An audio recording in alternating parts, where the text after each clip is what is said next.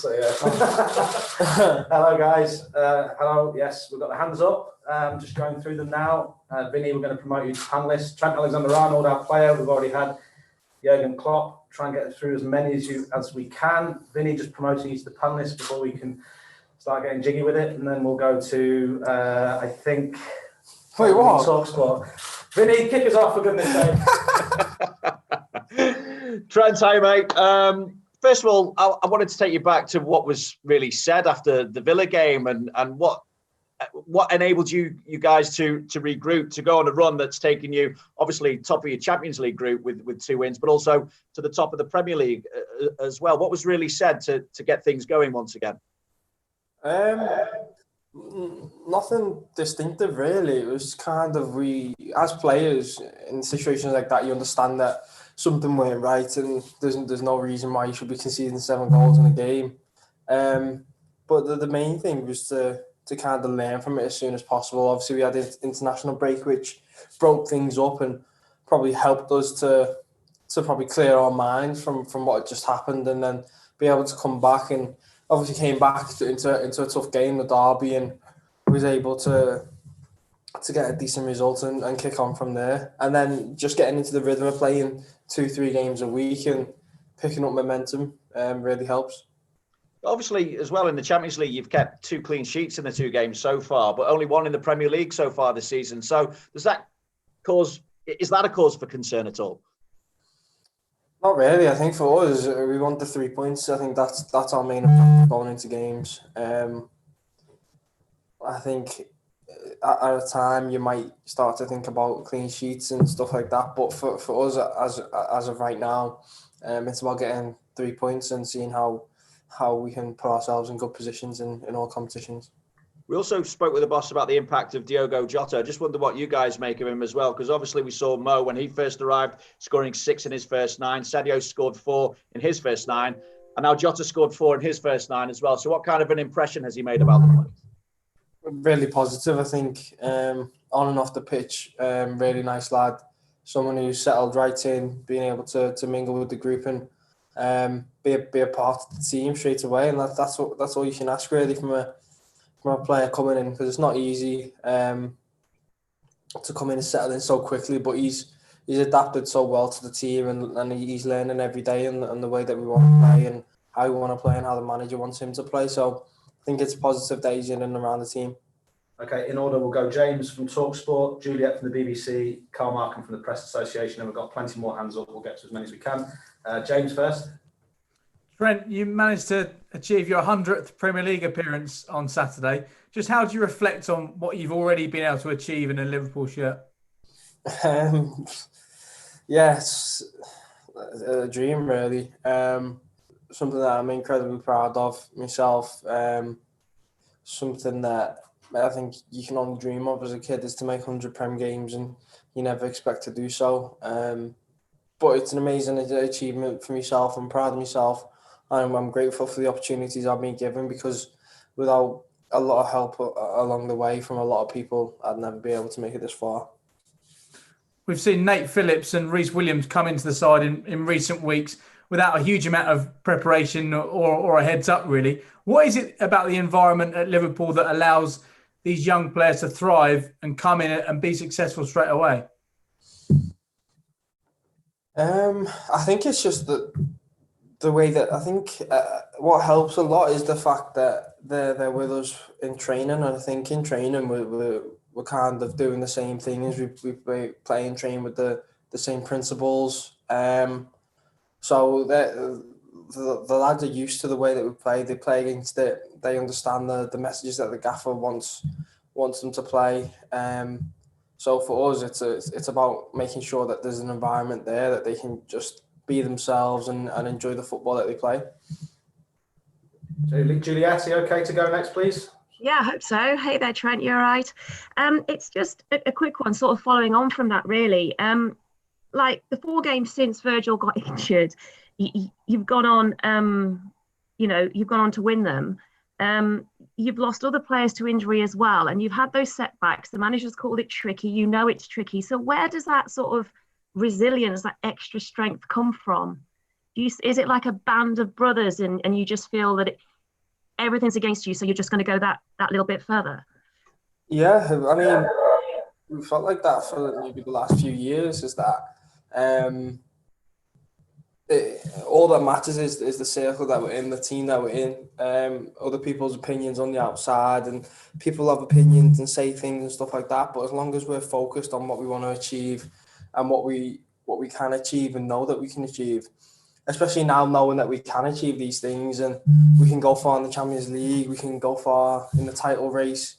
Knowing that gives us that belief that anything can happen, and no matter what the setbacks are, no matter what players we lose through injury and whatever, that we're still able to achieve these things. Thank you very much, Jules. Carl, then Paul Joyce, then Chris Bascom in that order. And we've still got a few more to go through. Carl. Hi, Trent. All right.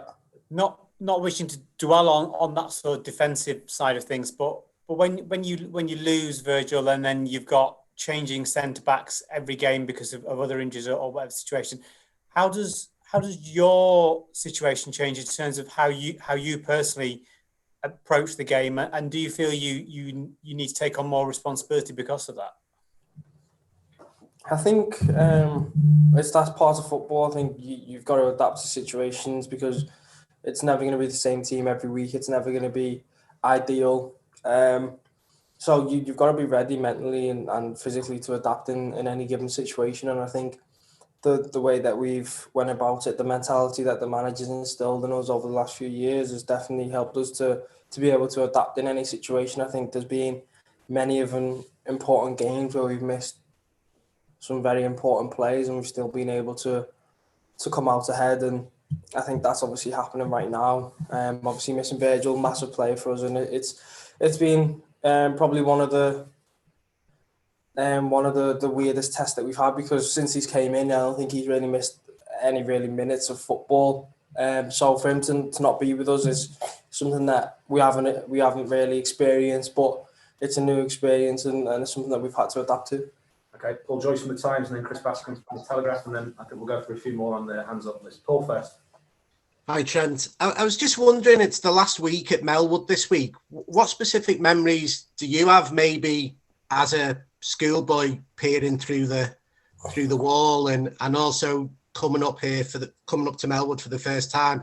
And just second question, to follow up Carl's point, have you personally felt you've needed to maybe step up more in the past couple of games because you're a key member of the team now in response to the injuries?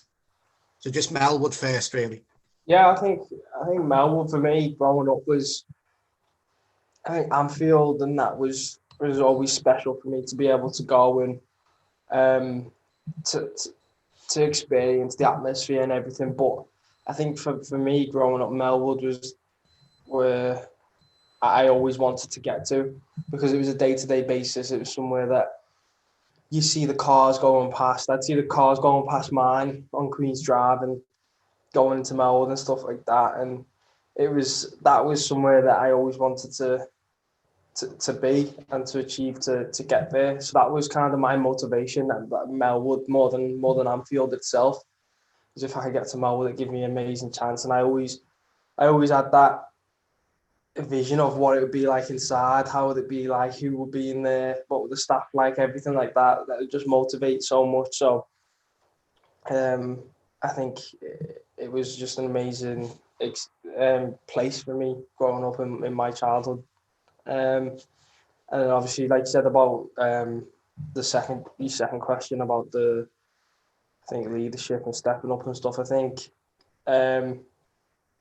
I think that's something I've thought about myself, is that I think I've made enough appearances now and had enough experience to class myself as not a young player anymore and someone who needs to step up in these moments. I think when you miss such a leader and probably the captain of the back four really in Virgil, then it gives others and the rest of the back four an opportunity. I think it'd be difficult to say that me or Robbo or Joe or something like that could step in and do exactly what Virgil does, because we're not the same type of player. And it's not easy to do something like that. But I think the players who are really consistently in the back line can step forward and come together and make sure that presence isn't missed as much as possible, then it puts us in a good place. And I think so far we've been able to do that. Okay, thank you. Chris, you need to take yourself off mute because I had to put you on, so we're getting a bit of feedback. Then we're going to go to Marina Belotti and then back to Per from TV2 Norway. But Chris first. You can hear me all right now, yeah? Yeah, you're fine. Great. Sorry, Trent. Just going back to that very first question Vinny asked you about the Villa game, because it's very hard to the outside to think it was just something that you know, you could only just shrug off. It's 4 wins and a draw since then. The action's been so strong. But was there no harsh words at all within the group? Was there no meeting when you came back from the international break, or was it all just internal pride that you felt you had to respond to that? I think that there was a meeting when we came back, but I think we always have a meeting anyway. So it weren't out of the ordinary that we had that meeting. So it was always going to happen no matter what the result was or what matter the score was. So that didn't change anything. But I think it was more about self-reflection in that period and knowing that can't happen. It was kind of a one-off. To concede 7 goals is unacceptable. But I think it's about learning them things. It kind of humbled us, I'd say, as a team. And let us know again that we don't just win games because we're Liverpool and the history of the club and the players that we've got. It's our mentality. It's the people it's the work that we put in. And if we're not 100%, then things happen. I think it weren't an outrageously bad performance from us, but it was our mentality went there on the day, and we got punished for it. So since then, we've been able to really focus on that, and I think, looking back on the last 2 years especially, that's what's got us to where we are now, is our mentality, and being able to come back from any position, being able to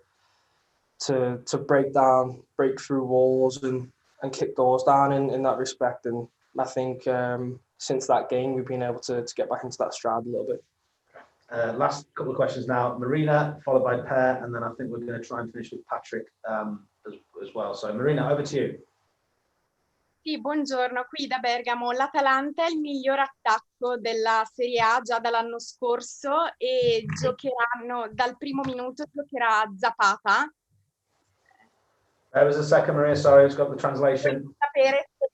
Can you hear, Trent? Okay.